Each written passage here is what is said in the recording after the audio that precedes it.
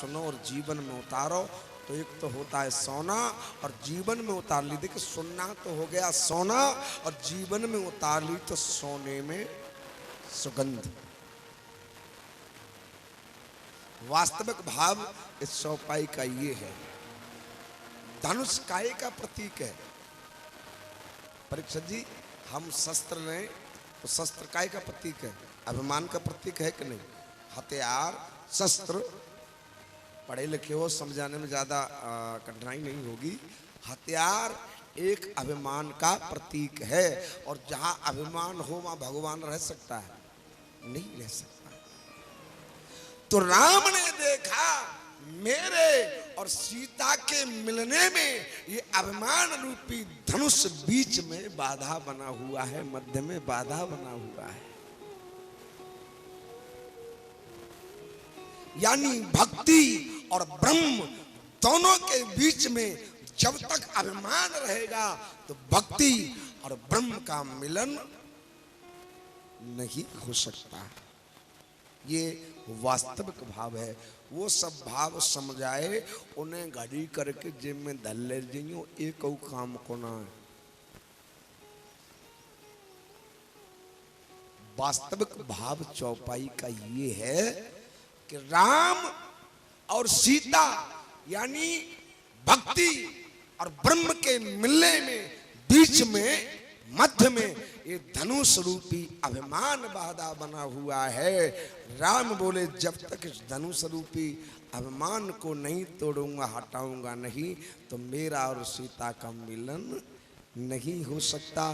तो भगवान ने मध्य में से, मध्य माने बीच, मध्य में से धनुष रूपी अभिमान को हटा दिया। इसलिए तुलसीदास कह रहे हैं, अरे तीछन राम मध्य धनु तोरा,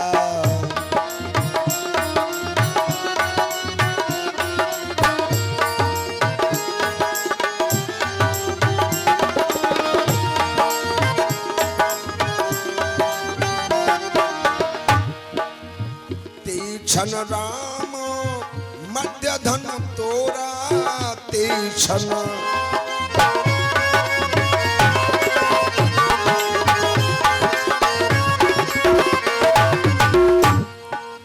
मध्य धन तोरा, तसे भये वो भुवन धने। अब देखिए यहीं से यही प्रसंगों में मुझे अटकना पड़ेगा। आगे का प्रसंग कोई शुरू नहीं कर सकता, क्योंकि प्रसंग शुरू करूंगा तो प्रसंग की भूमिका बनाने के लिए, देखिए आप पढ़े लिखे बैठे हो, कोई भी प्रसंग शुरू किया जाए तो सबसे पहले उसकी भूमिका बनाई जाती है। जब तक भूमिका नहीं बनेगी प्रसंग हो नहीं सकता। अब किस प्रसंग की भूमिका बनाऊं? अगर भूमिका बनाऊं आधा घंटे के अंदर, आधा घंटे के अंदर भूमिका बना पाऊं, जब तक बच जाएंगे 4, कौन सा प्रसंग पूरा हो जाएगा बता? हो सकता है कोई प्रसंग पूरा, चूंकि 20 मिनट रह गई हूं, तो अब मुझे यहीं से ही अटकना पड़ेगा। दोष मत देना। तीछन राम मध्य धन तोरा, तासे भाई गो भवन धोने घोर कठोरा।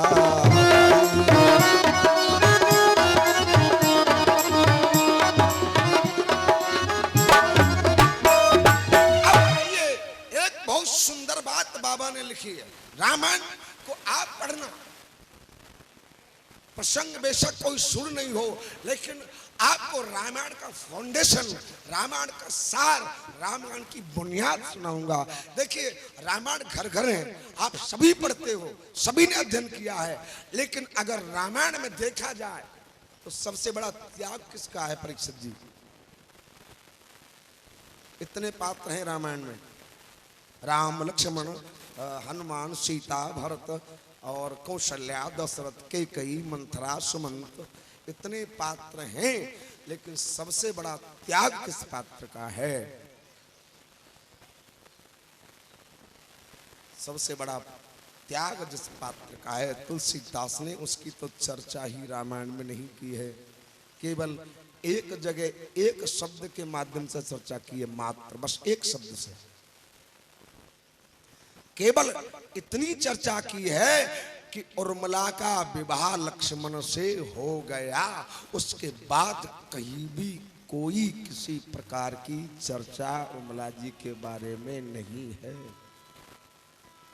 और जब कि देखा जाए तो देवी उर्मिला जैसा त्याग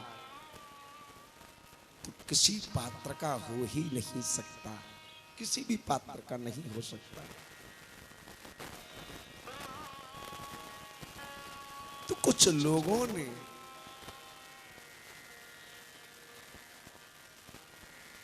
कुछ विद्वानों ने, कुछ संतों ने बाबा तुलसीदास का घेराव किया। क्यों किया? कि सुनो महाराज, रामायण के अंदर जिस पात्र का सबसे बड़ा त्याग है उसके साथ आपने इतनी बड़ी पक्षपात क्यों कर दी? इतनी बड़ी पक्षपात क्यों कर दी कि उसका नाम ही नहीं लिया आपने? जैसे ही उर्मिला नाम लिया तुलसीदास के सामने, सभी ने तुरंत तुलसीदास जी महाराज दहाड़े मार करके रोने लग गए। केवल इधर ध्यान दो परीक्षित जी, 4 घंटा दहाड़े मार के रो रहे, बहुत देर रोए और चुप हो गए। फिर संतों ने कहा महाराज उर्मिला के बारे में बताइए। फिर नाम उर्मिला का लिया, तुलसीदास जी फिर रोने लग गए। जब जब सभी उर्मिला का नाम लें तो तुलसीदास जी रोने लग जाते हैं।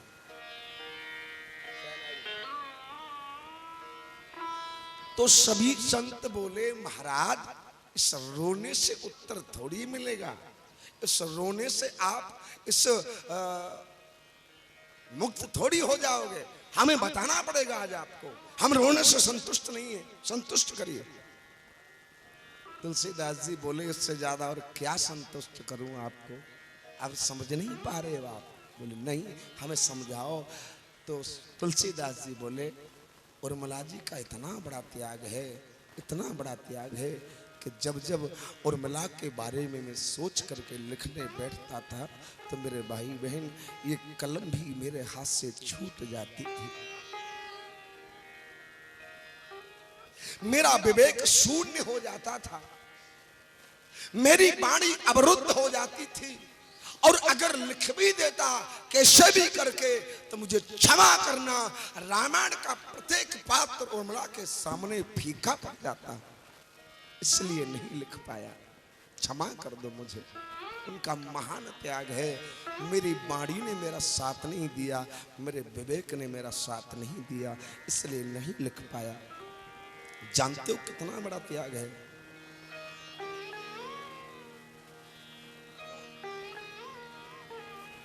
जब राम वन को जा रहे थे, देखिए सत्यार्थ प्रकाश में और मैथिली शरण गुप्त ने उर्मिला जी के बारे में थोड़ी सी चर्चा की है। राम जब वन को जा रहे थे तो लक्ष्मण से बोले लक्ष्मण एक मुझे दुख है। बोले क्या?